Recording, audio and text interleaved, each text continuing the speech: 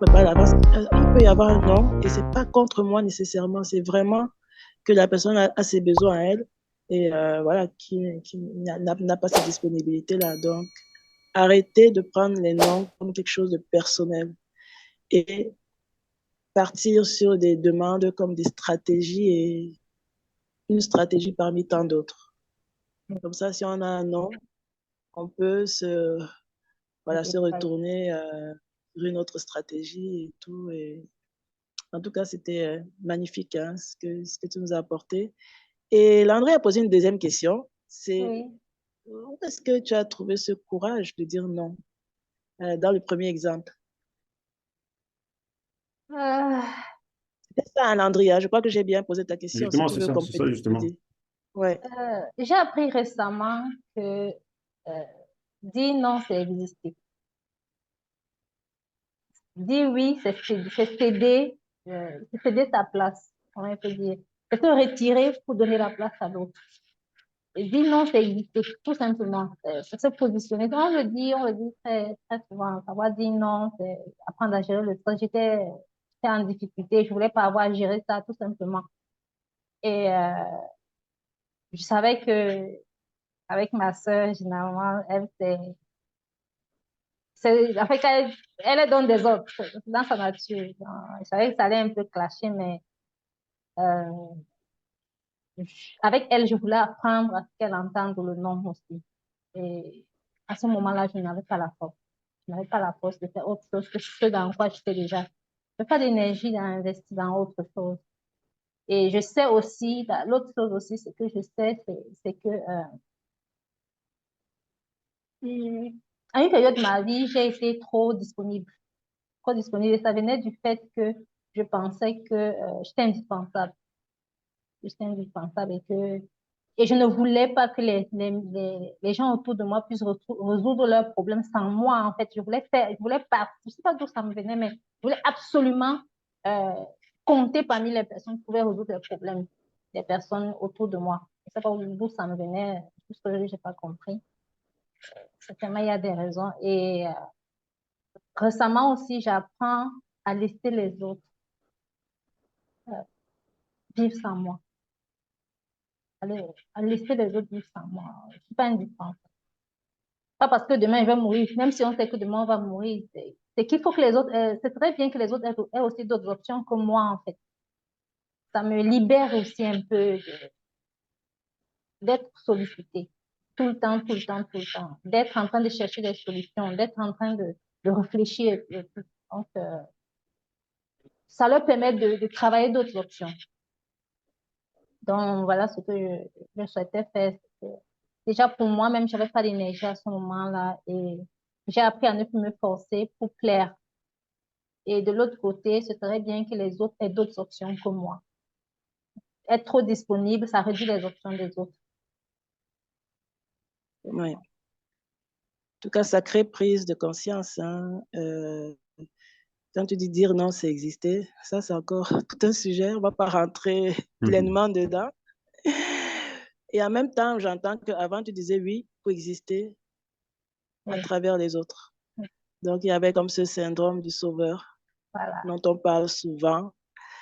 Et on existe parce que on s'imagine qu'on est indispensable. On voudrait être indispensable et on se dit que les autres ne s'en sortiraient pas sans nous. Voilà. Et en fait, on ne vit pas sa vie. En réalité, là, tu te réappropries ta vie en posant tes limites, en prenant aussi soin de tes besoins et pas uniquement ceux des autres. Donc, c'est vraiment magnifique. Je ne sais pas si tu as quelque chose à rajouter, Landry, avant Bon, qu'on ne clôture.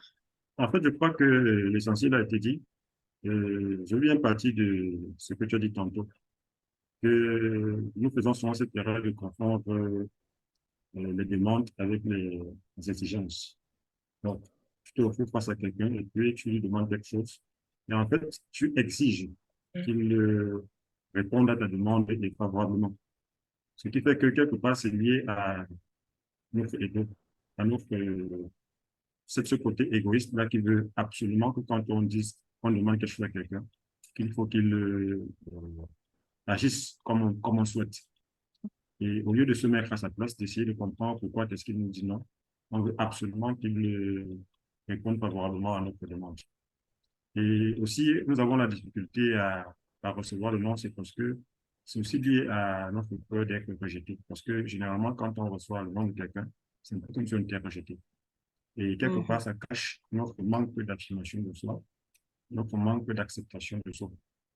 Parce que pour quelqu'un qui s'accepte, qui ose s'affirmer, quand on lui dit non, il comprend que ce n'est pas une chose, ce n'est pas, il ne doit pas le prendre personnellement. Parce que généralement, quand tu prends le non personnellement, c'est là que ça crée des frustrations, ça crée des souffrances.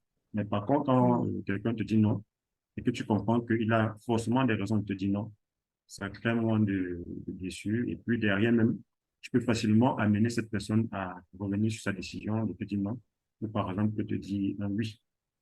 Donc pour moi, c'est plus d'être flexible, de comprendre que l'autre a ses raisons, de poser tel ou tel acte.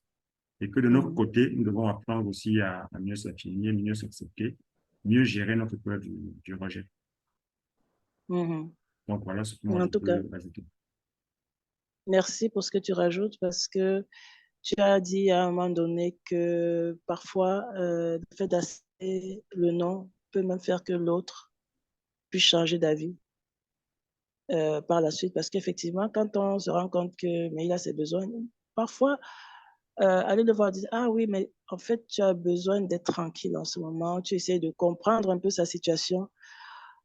La personne s'en soulagée. Voilà, voilà, c'est pour ça que je te disais non. Tu vois, et là, quelque chose peut bouger à l'intérieur et puis il y a une forme d'ouverture qui peut se créer et qui dit, bah, en fait, là, je ne peux pas t'aider tout de suite, mais peut-être plus tard, je pourrais faire ci pour toi, je pourrais t'avancer sur telle chose. Voilà. Le fait de rejoindre la personne dans son nom, en essayant de comprendre même ses besoins, d'imaginer ce qui se passe pour la personne, ça peut effectivement faire bouger les choses.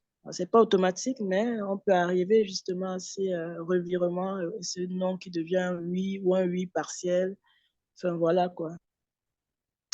Donc, C'est vrai merci ce que tu dis d'avoir dit ça. parce que en réalité, nous sommes des êtres humains. Nous sommes des, comment on dit souvent, nous sommes des animaux sociaux. En fait, nous tous, nous avons de la difficulté à dire non aux autres parce que nous avons cet élan naturel de contribuer pour le bonheur des autres. Ce qui fait que quand on se retrouve à dire non à l'autre, derrière, il y a un besoin de dire oui. Il y a généralement besoin de dire oui. Mais on dit non, soit parce que peut-être qu'on vit des émotions qui favorisent ce non, ou alors soit que nous n'avons pas la possibilité de répondre favorablement à la demande de l'autre.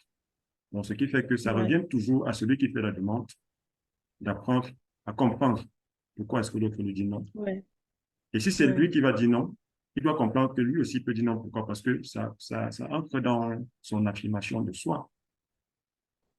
On n'a pas toujours besoin de dire oui à l'autre.